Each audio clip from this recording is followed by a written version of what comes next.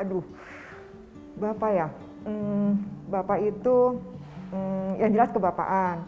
Dalam arti humble, low profile gitu, penyayang keluarga. Intinya tuh Bapak dekat sama keluarga intinya, bahkan keluarga besarnya. Bapak tuh kayak kumpul keluarga gitu. Even ini sedang pandemi aja, Bapak sempetin untuk kumpul by virtual. Itu yang saya tahu tentang Bapak sih. Mungkin untuk menceritakan masa kecil saya bisa mulai dari arti nama saya. Nama lengkap saya itu Pre Agusta Siswantoro. Kalau Pre Agusta semua sudah banyak yang tahu karena saya lahir 31 Juli sehingga ada imbuhan Pre di depan Agustanya. Mungkin yang ingin saya ceritakan saat ini adalah nama belakang saya Siswantoro. Itu ada artinya tersendiri. Siswantoro itu artinya di antara sebagai mahasiswa karena saat saya lahir bapak ibu saya masih sebagai mahasiswa. Artinya masa kecil saya karena bapak ibu saya masih mahasiswa kemudian cari pekerjaan, saya hidup dengan nenek saya. Jadi dari saya lahir di Kediri sampai kelas 2 SD saya ikut nenek saya, sehingga nilai-nilai yang dikembangkan atau berkembang selama sampai kelas 2 itu adalah nilai-nilai yang ditanamkan oleh nenek saya, dan alhamdulillah nilai-nilai ini saya rasakan bisa menjadi bekal hidup saya ke depan. Nilai-nilainya apa? Jadi nenek saya itu kerjanya jualan kain di pasar ya, sehingga setiap saya pulang, saya masih kecil, selalu didongengin, istilahnya didongengin ceritanya apa? Tentang wayang. Maka ini saya baca buku tentang wayang riwayat Pendowo ini karena nilai-nilai wayang itu banyak sekali masuk di benak saya, karena selain dongeng saya suka diajak nonton wayang orang. Jadi wayang orang malam-malam sampai malam ceritanya apapun, sehingga saya hampir hafal semua cerita tentang Pandawa, tentang Mahabharata. Nah, nilai-nilai itu yang banyak mewarnai kehidupan saya dan saya bawa sampai sekarang, dan saya tidak menyesal punya nilai-nilai itu karena nilai-nilai itu membawa kita mudah bergaul. Salah satunya misalnya nilainya itu kesabaran, karena kebenaran itu pasti akhirnya mendapat sesuatu. Cerita ini kan seperti itu. Kemudian tidak boleh sombong ya, kemudian di sisi lain kalau ingin menang itu tidak harus mengalahkan. Ini adalah di dalam wayang itu cukup kental itu, dan itu menjadi bekal nilai-nilai yang saya bawa sampai saat ini, dan itu memberikan warna kehidupan saya, meskipun setelah saya nanti usia kelas 2 saya ikut dengan orang tua saya. Nah, itu juga karena saya hidup dengan nenek saya.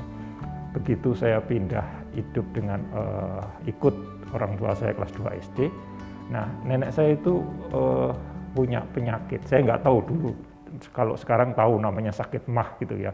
Dulu sakit perut. Nah, kalau sakit perut itu sampai demikian sakitnya, tapi begitu minum satu obat itu langsung lega. Saya sampai heran, ini obat ini yang diminum itu hebat banget ya. Nah, itu saya kira-kira kelas 2, kelas 3 SD, itu setelah saya lihat itu obatnya adalah hijau proma, sehingga waktu itu saya hanya berpikiran mungkin nanti karena saya dekat sekali dengan nenek saya pengennya suatu saat nanti kalau gede saya bikin obat inilah yang bisa membuat nenek saya tidak menderita karena sakit perut. Just that simple. Dan itu membawa terus, sehingga saya sampai nanti sekolah, kuliah pengen bikin obat ya, bukan mengobati tapi bikin obat, karena saya lihat nenek saya minum obat itu sembuh, dan itu yang menjadi trigger sampai akhirnya saya masuk ke Fakultas Farmasi, dan Fakultas Farmasi yang ada hubungannya obat. Dan alhamdulillah nggak tahu bagaimana ceritanya saya kesasar ke pabrik, masuk ke pabrik yang kebetulan membuat promah itu sendiri, dan sempat ikut melakukan reformulasi, perbaikan tentang produk promah itu sendiri. Ya, mungkin ini jalan Tuhan yang saya juga kadang-kadang setelah merenung ya hebat juga Tuhan, mulai dari awal sampai ujungnya ada koneksinya. itu kira-kira. Sehingga cita-cita saya simpel, ingin bikin obat yang dulu bisa membuat nenek saya itu hidupnya menjadi lebih nyaman. Banyak pengalaman hidup yang kita lalui, tapi ada satu pengalaman hidup yang mungkin tidak saya lupakan, yaitu pada saat awal-awal saya menentukan untuk menikah. Ya, jadi memang saya kebetulan bekas pacar saya itu adalah satu fakultas. Begitu mau menikah, kita sepakat, kita kalau menikah itu nggak mau membebani siapapun. Kalau bisa jiwanya mandiri, karena terus terang saya adalah punya prinsip seperti di sini, yang namanya hutang budi itu dibawa mati. Jadi kalau bisa kita nggak hutang budi ke siapapun, termasuk ke saudara atau even ke orang tua, sehingga pengennya mandiri. Nah pada saat itu kita ingat, kita begitu nikah baru bekerja, kalau nikah kan ada pestanya, ada itunya, nggak, akhirnya kita sepakat, sudahlah kita cari kerja, kita akad nikah dulu. Jadi akad nikah, begitu akad nikah, supaya alasannya gampang, bisa kos satu tempat, kemudian kita cari kerjaan, begitu cari kerjaan saya dapat di Jakarta, istri saya dapat di Tarakan, ya sudah kita bekerja dulu, kemudian kita janji, kita tabung dulu dah uangnya, nanti kalau sudah cukup baru kita bikin rayakan pestanya pernikahan. Dan itu saya lakukan.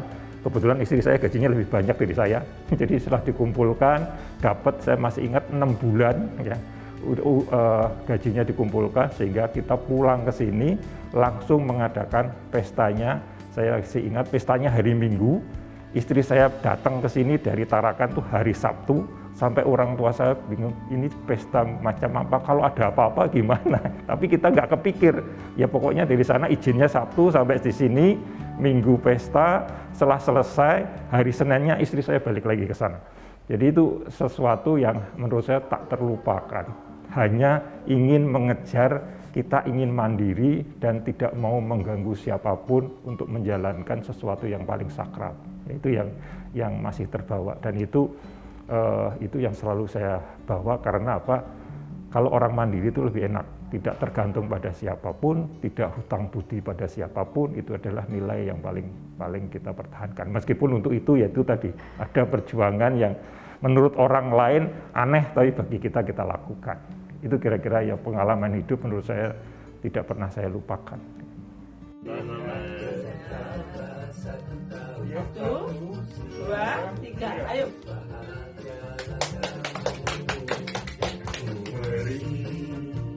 Istrinya Bapak, Bu Endang, itu ulang tahun. Bapak tuh biasanya Bapak selalu memang ngerayain sama keluarganya. Nah, kebetulan tahun kemarin ya kalau nggak salah, itu tuh Bapak nggak sempet beli sendiri.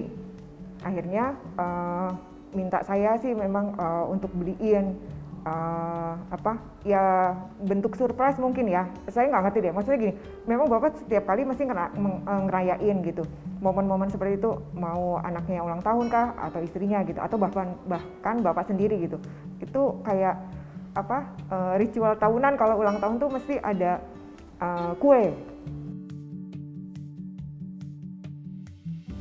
Iya, saya masih ingat pertama kali kerja itu saya sekolah di BPN, kemudian keluar dari itu bekerja di salah satu pabrik obat juga. Tapi waktu itu belum di Kalbe Farma, di PT Prawa. Gajinya 1 bulan 200.000. Dan istri saya lebih pada saat itu, karena dia apotek di Tarakan, gajinya 2 kali lipat dari saya. Itu sesuatu. Tapi awal dari situ, dan salah satu kenangan yang kita mungkin masih ada, gaji pertama kita berdua itu uang terbesarnya waktu itu adalah 50.000. Itu kita tanda tanganin bersama, ini awal dari kita kerja, dan itu masih kita simpen ya sebagai kenang-kenangan bahwa ya memang hidup itu harus dilalui, prosesnya harus ada sampai nanti suatu saat ya kita bisa melihat, oh iya proses ini yang kita jalani.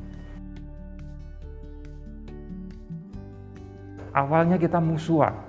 Jadi tingkat 1-2 tuh musuh, benar-benar musuh yang sama sekali tidak, kalau ketemu pokoknya musuhan.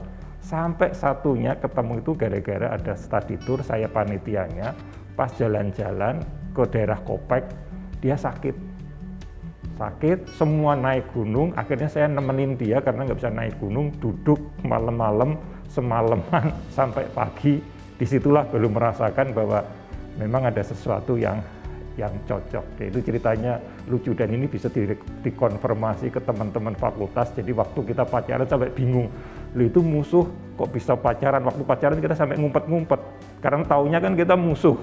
Ya itu cerita, tapi ya itulah yang membawa. Maka itu jangan terlalu benci terhadap seseorang, karena benci itu juga bisa berubah menjadi cinta yang sangat mencintai. Iya, itu cerita yang belum pernah saya ungkapkan itu. Jadi keluarga itu bagi saya ada dua. Satu sebagai motivator, motivasi untuk mencapai sesuatu demi keluarga, dan juga sebagai supporter. Supporter itu kalau kita dalam kondisi membutuhkan bantuan, keluarga itu adalah yang paling bisa mendorong. Jadi keluarga itu dua fungsinya, motivator dan supporter. Motivator dalam arti membuat kita semangat demi anak, demi istri, kita menjalankan sesuatu yang baik, tetapi juga keluarga supporter. Kadang-kadang dalam kondisi kita butuh support, butuh bantuan, kembali ke rumah, itu adalah supporter yang paling tulus. Menurut saya itu. Nah, orang kalau sudah punya dua hal ini, apapun bisa dijalani. Punya motivasi dan punya backup, punya supporter.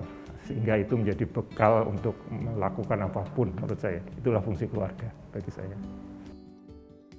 Hobinya Bapak itu satu yang saya tahu, Bapak senang koleksi batu akik. Banyak banget kalau yang saya tahu ya, Bapak tuh rajin dan maksudnya hobinya tuh benar-benar kalau pas weekend ada waktu gitu, entah bersihkan, entah nyusun ulang gitu tuh Bapak lakukan. Sama itu, Bapak tuh senang banget nyanyi, mau karaoke kah atau enggak barengan, hampir setiap kali misalnya Kalbe ada acara aja, tahun-tahun sebelum pandemi kan kita sering adain acara nih bareng karyawan gitu. Kita punya yang namanya sarapan bareng. Itu mesti ada sesi di mana Bapak itu nyanyi. Dan kalau pernah Bapak nyanyi itu jadi bikin orang semangat gitu loh. Sampai istilahnya tuh orang-orang tuh pada turun kayak joget gitulah gitu. Jadi nyanyi bareng gitu. Tapi yang saya tahu sih Bapak itu penyuka sekali sobat ambiar itu loh, di Kempot.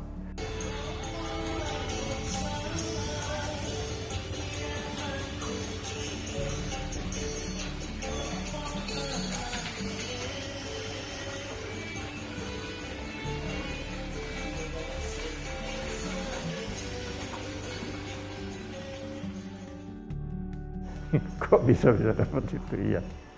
Kira-kira Bapak punya cerita apa? Iya. Ya, jadi itu sebetulnya salah satu hobi saya, karena saya yakin bahwa dalam hidup itu harus ada oase-oase tertentu, ada kondisi tertentu kita keluar dari rutinitas, dan itu hobi. Dan hobi itu memang tidak jauh dari apa yang nilai-nilai saya dapat dari saya kebetulan hidup di tempat yang sangat Jawa. Jadi saya suka sekali akik, suka sekali ukir-ukiran, suka sekali batik. Mungkin saya orang yang setiap kali selalu pakai batik. Dan juga jujur saja saya adalah sobat ambiar karena saya adalah penggemar Didi Kempot. Mungkin hampir semua lagu-lagu Didi Kempot saya tahu, sehingga waktu beliau meninggal saya juga sangat sedih sekali.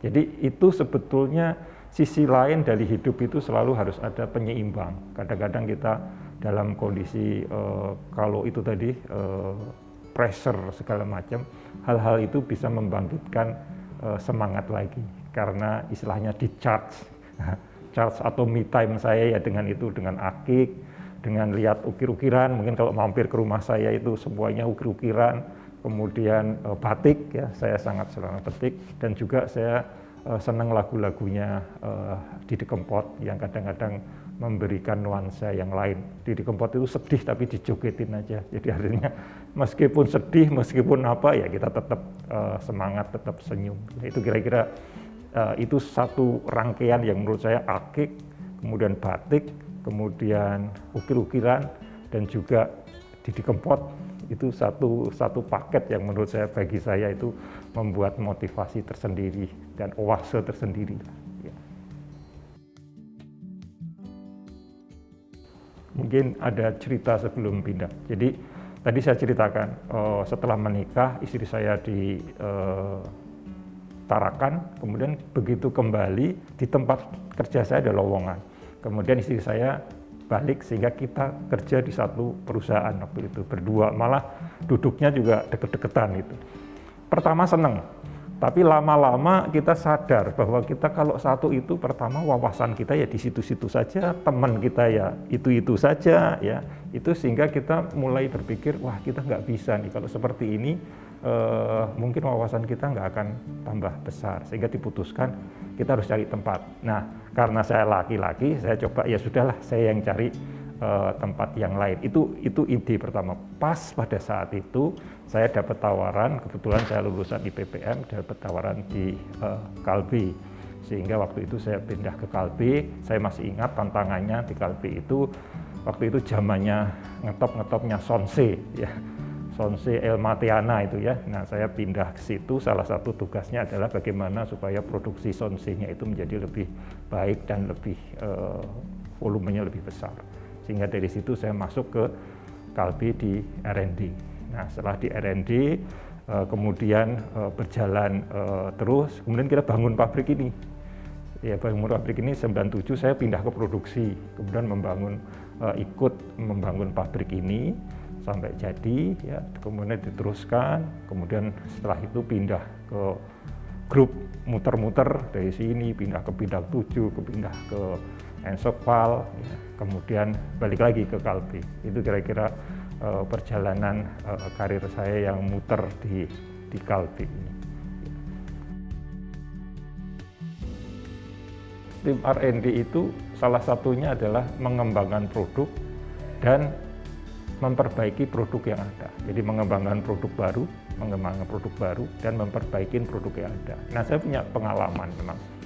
Ternyata kalau memperbaiki produk itu, kalau produknya yang bermasalah diperbaiki itu jauh lebih mudah daripada produk yang sudah baik kita menjadi lebih baik lagi. Nah, ini contohnya, disitulah saya masih ingat pada saat kita ingin memperbaiki Promah yang memang sudah market leader. Dan saya di situ selalu ingat memori saya pada saat waktu kecil tentang Promah. Sekarang tiba-tiba saya di R&D kemudian ingin memperbaiki Promah. Nah, di situ memang kalau sudah baik itu untuk membuat lebih baik itu challenge-nya ternyata banyak, karena banyak yang mengatakan, lah ini kan produknya sudah baik, kenapa harus dibikin baik lagi gitu ya. Padahal kalau kita bisa membuat lebih baik lagi, praktis kompetitor akan makin jauh jaraknya. Yaitu pengalaman di R&D itu pada saat kita memperbaiki Promah itu yang sudah baik menjadi lebih baik lagi, ternyata tantangannya jauh lebih berat daripada produk yang jelek. Kalau produk yang jelek diperbaikin semua orang oke ya. Tapi kalau sudah produknya baik, market leader, kita mau memperbaikin lagi, wah itu tantangannya berat. Karena semua akan men-challenge lah, istilahnya apa, the winning team kenapa mesti dirubah gitu kan. Padahal sebetulnya kalau kita bisa yang sudah baik, kita lebih perbaikin lagi, itu artinya kompetitor juga akan makin lebih jauh, ya lebih sustain ke depannya. Nah itu, kemudian kalau saya cerita pengalaman, boleh cerita pengalaman, setelah di R&D, sekian tahun ya, saya tiba-tiba diberi challenge untuk masuk ke sesuatu yang sama sekali saya belum pernah lakukan, yaitu oleh manajemen waktu itu diberi tantangan untuk masuk ke divisi baru namanya supply chain management. Nah itu juga pengalaman bekerja yang tidak terlupakan, karena sekian tahun saya belajar dari ilmu saya farmasi segala macam, itu masuknya di R&D masih connect lah, produksi masih connect. Tapi diberi tantangan tiba-tiba sama sekali yang baru di supply chain management. Nah itu juga sesuatu yang membuat pengalaman saya cukup menantang. Dan itu tadi kuncinya dua, kalau motivasinya ada, kemudian resource supporternya ada, ya sudahlah saya jalankan, kita coba, ternyata yaitu berhasil dengan baik. Malah supply chain management kita banyak ditiru oleh industri farmasi yang lain, karena kita yang pertama kali mengimplementasikan supply chain management di industri farmasi, yaitu alhamdulillah ya itu bisa berjalan baik, sampai sekarang juga berjalan baik. Dan di ujung-ujungnya tadi saya cerita masuk R&D, sekarang saya sudah menjelang pensiun masuk ke R&D lagi. Jadi dari R&D keluar R&D, di tengahnya muter kemana-mana. Ya kira-kira itu pengalaman saya selama ada di Kalbe dalam hal pekerjaan. Challenge berat itu kita alami dan juga seluruh keluarga Kalbe alami pada saat krisis tahun 98. Yaitu pada waktu US dollarnya bukan main naik beratnya, itu menjadi challenge, memang tantangan bagaimana Kalbe bisa survive. Dan saya masih ingat pada saat itu semua saling mengerti lah, bahu membahu ya, saling membantu, sehingga saya masih ingat pada saat itu, pada saat demikian susahnya, kenaikan gaji itu sampai dibagi dua. Ya. Jadi karena memang faktor kekuatan, faktor daya dari perusahaan saat itu memang sedang terchallenge, sehingga kita sama-sama ya udah kita waktu itu gajinya naiknya dibagi dua. Itu pun waktu pertama kali kalau nanti baik, kalau nanti nggak baik ya berarti naiknya cuma separuh ini aja. Tapi alhamdulillah semua berusaha akhirnya baik, kita bisa naik lagi. Itu adalah pengalaman saya masa-masa berat pada saat krisis tahun sekitar 98. Setelah kerusuhan segala macam. Nah, tapi alhamdulillah kita bisa mengatasinya itu semua dan akhirnya Kalbe juga menjadi baik kembali. Ya, kita jadi selektif untuk risetnya, karena kan risetnya juga harus selektif, yang efektif, ya, sehingga kita juga akhirnya risetnya lebih banyak ke efisiensi, kan tadi kan di R&D itu tugasnya satu adalah mencari produk baru, kedua improve produk yang ada. Improve itu bisa kualitasnya menjadi lebih baik atau cost-nya menjadi lebih baik. Nah, kita akhirnya lebih banyak bagaimana cost efisiensi supaya produknya lebih efisien, itu yang kita lakukan. Sehingga pada saat zaman-zaman susah itu kita lakukan efisiensi biaya seperti itu. Kemudian kalau sudah jalan lagi, ya kita akan mengembangkan produk-produk baru yang lebih baik lagi. Kalau 25 tahun memang yang beda size, ya size zaman dulu, size itu entah itu omsetnya, entah orangnya, entah perusahaannya, dulu satu, sekarang banyak sekali perusahaannya, itu yang membedakan. Jadi kalau dulu mungkin masih kecil, masih mungkin volumenya belum besar, sekarang mungkin sekian kali lebih besar. Dan itu juga berimpact ke bagaimana memanage organisasinya. Kalau zaman dulu mungkin perusahaannya hanya beberapa dan orang pegawainya juga nggak terlalu banyak, mungkin based on orang, berdasarkan kemampuan orang, teamwork segala macam. Tapi kalau sekarang sudah tidak bisa berdasarkan orang lagi, tapi harus berdasarkan sistem, karena orangnya sudah demikian banyak, bisa ganti-ganti, maka secara sistem itu yang berperan, itu yang saya lihat. Artinya di sini based system, kalau zaman dulu orang masih bisa tergantung orangnya bagaimana memanage, kekeluargaan segala macam. Tapi ada satu yang tetap sama, adalah nilai-nilainya. Kalau zaman dulu, sekarang ada Pancasrada, tapi sebelumnya kan juga ada Jitu. Ini tetap nilai-nilai ini ter-maintain dengan baik sampai sekarang. Ya, yang trust, kemudian yang mindfulness, innovation, kemudian strive to be the best, dan interconnectedness. Ya, meskipun kalau zaman dulu namanya Jitu, tapi jiwanya sebenarnya ini sama, ini tetap sama. Yang ini yang menurut saya yang membuat Kalbe bisa terus sustain sampai sekarang dan sampai nanti. Ya memang saat ini kebetulan sedang di research and development. Memang nilai yang utama memang innovation. Tapi sekali lagi innovation itu dibutuhkan untuk mendapatkan sesuatu yang baru supaya kita bisa tumbuh terus. Tapi kita sadar sekarang bahwa innovation kita tidak bisa sendirian. Kita sadar bahwa penemuan penelitian itu selalu kerjasama dengan orang lain. Oleh karena itu related ke value kita yang nomor 5, interconnectedness. Jadi memang dalam pekerjaan kita innovation selalu berdasarkan interconnectedness, karena memang resource kita juga harus tergantung dengan orang lain, bekerja sama dengan lain supaya lebih cepat dan efisien. Hanya innovation dan interconnectedness itu juga harus didasari dengan strive to be the best. Kalau tidak ada strive to be the best, yang namanya inovasi dan interconnectedness, itu challenge-nya banyak banget. Kadang-kadang challenge-nya yang satu tidak sampai target segala macam, atau yang kerjasamanya dengan sistem yang lain, maka itu perlu strive to be the best untuk menjalankan semua itu dengan baik. Jadi innovation dilandasin dengan interconnectedness, tetapi harus selalu strive to be the best. Nah, dari 3 hal ini ternyata juga harus bisa dilandasi dengan 2 yang di atas, yaitu trust dan mindfulness. Karena trust dan mindfulness itu menjaga supaya proses yang kita lakukan, baik itu inovasi, baik itu strive to be the best-nya, selalu di jalan-jalan yang betul, tidak melenceng, karena kita punya mindfulness yang bagus. Kalau kita nggak mindfulness, mungkin kita inovasinya bisa kemana-mana yang tidak etis misalnya, atau cara strive to be the best-nya juga mengambil semua jalan meskipun itu jalannya mungkin melanggar hukum misalnya. Nah ini maka itu 5 hal ini selalu dipakai di tempat di mana saya bekerja. Innovation, interconnectedness, tapi harus juga strive to be the best. Tetapi 3 hal ini harus selalu didasari oleh trust dan mindfulness. Itu kira-kira yang kita pakai dan memang selalu kita gunakan dalam menjalankan kerja kita di R&D dan tempat yang lain. Saya hanya melihat ya, apa yang membedakan pada zaman saya baby boomer dulu dengan milenial, itu adalah masalah informasi. Zaman dulu, orang yang makin tua informasinya makin banyak. Sehingga orang yang muda pasti tanya, karena apa? Informasi itu sangat terbatas. Ada di buku, ada di kuliah. Tapi saat ini yang namanya informasi itu demikian luas. Semua orang bisa mengakses. Dulu kan nggak ada Google. Kalau ada sesuatu pasti tanyanya pada yang pinter, tanya yang sudah sekolah. Sekarang siapapun bisa di-search di Google. Nah ini yang membuat milenial itu punya kemampuan informasi dan data yang sama dengan orang-orang yang seperti saya. Sehingga saya tidak bisa lagi ngajarin, oh ini harus seperti ini, atau mereka lebih pintar. Yang membedakan, selalu saya katakan, adalah bagaimana yang data sudah bisa diakses semua orang ini, termasuk oleh milenial, membuatnya menjadi sesuatu yang insight, menggabungkan data-data itu menjadi sesuatu insight.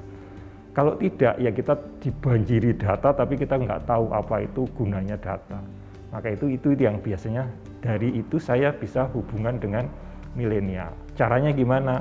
Ya caranya saya cari, milenial itu senangnya egaliter. Cari cara-cara yang egaliter. Apa sih cara-cara egaliter itu? Medsos itu sebenarnya egaliter.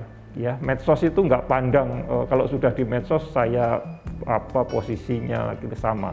Sehingga kalau kita bicara di medsos itu egaliter. Biasanya itu disukai oleh milenial. Daripada saya meeting terus saya jelasin ini kamu begini, biasanya ya dia dengerin nggak.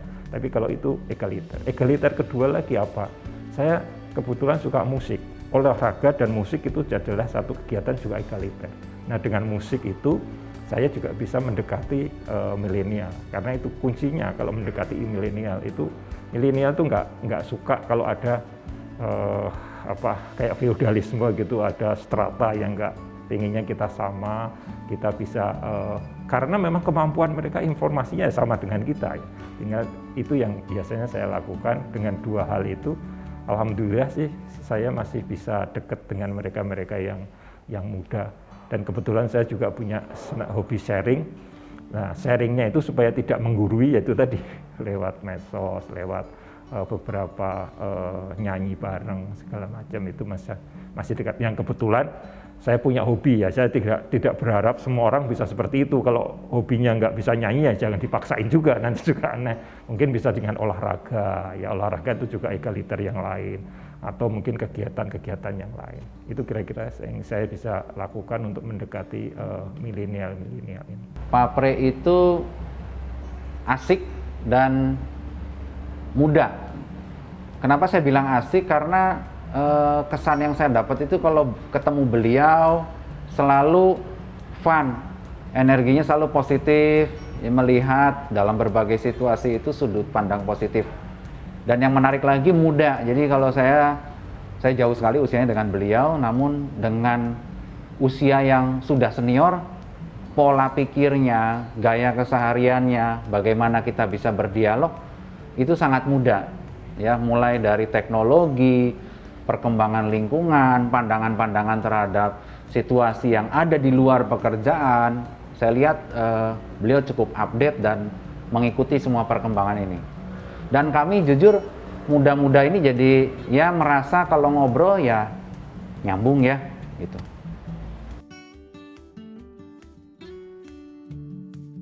Iyalah, bukan hanya di R&D, rasanya semua di farmasi, di industri farmasi sekarang ini rata-rata milenial. Yang kayak saya ini sudah tinggal 1-2. Ya, jadi memang masanya milenial. Dan milenial, sekali lagi saya selalu pesan sama milenial, informasi banyak sekali.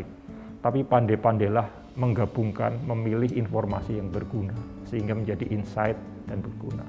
Kalau tidak, justru informasi ini bisa menjadi semacam racun. Kalau hanya hoax, akhirnya kontraproduktif. Itu saja sih.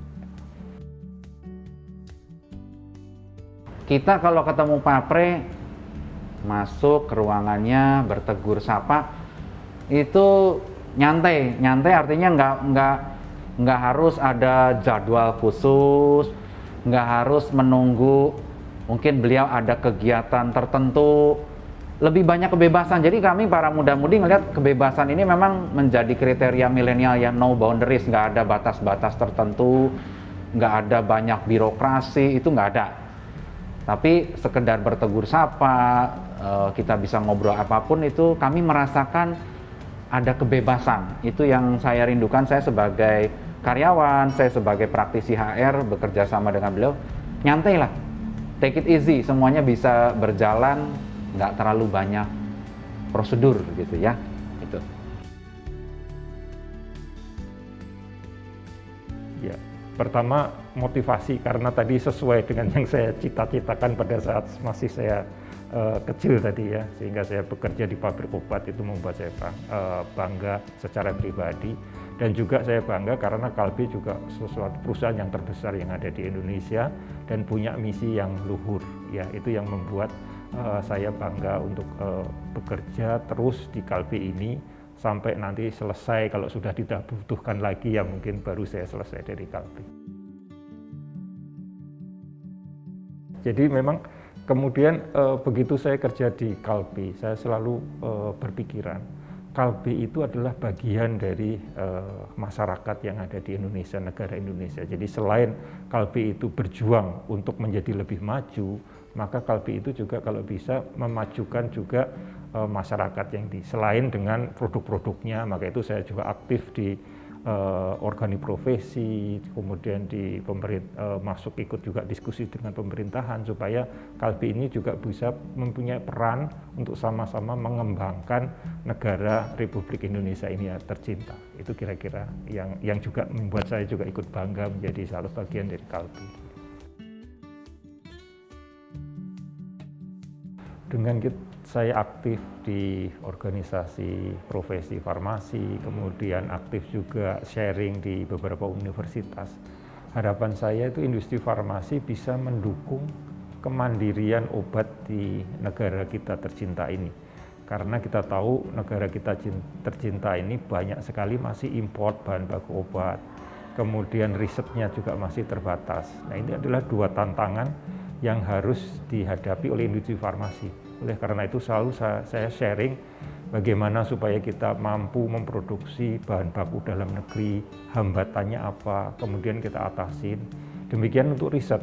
Riset kita harus mencari riset-riset yang mempunyai nilai tambah yang tinggi dan original. Salah satunya di Kalbe kita punya stem cell yang dirintis sama Dr. Bun. Itu sesuatu yang memang bergerak jauh ke depan. Nah, hal-hal seperti ini selalu saya sharingkan ke teman-teman, baik itu profesi farmasi, kemudian ke adik-adik kelas kita yang nanti lulus. Harapannya nanti industri farmasi suatu saat bisa membuat Indonesia mandiri di dalam obat-obatan. Mandiri itu artinya apa? Kita bisa mulai dari membuat bahan bakunya, membuat produknya, sampai riset-risetnya juga menghasilkan produk-produk baru yang berguna. Itu kira-kira harapan saya untuk industri farmasi ke depan. Kalau satu kata Kalbe itu hijau, tapi kalau 3 kata itu satu adalah sehat menurut saya. Yang kedua, tumbuh, karena kalbe itu selalu tumbuh. Dan ketiga, ini khas menurut saya adalah humble atau low profile. Ini adalah 3 karakteristik kalau kita bicara tentang kalbe: sehat, selalu tumbuh, dan humble. Untuk insan kalbe yang saya cintai, pada kesempatan ini saya ingin mengucapkan selamat Hari Raya Idul Fitri. Mohon maaf lahir dan batin. Mudah-mudahan hari raya yang masih dilindungi pandemi ini tetap memberikan keberkahan bagi kita semua. Sekali lagi, mohon maaf lahir dan batin. Terima kasih.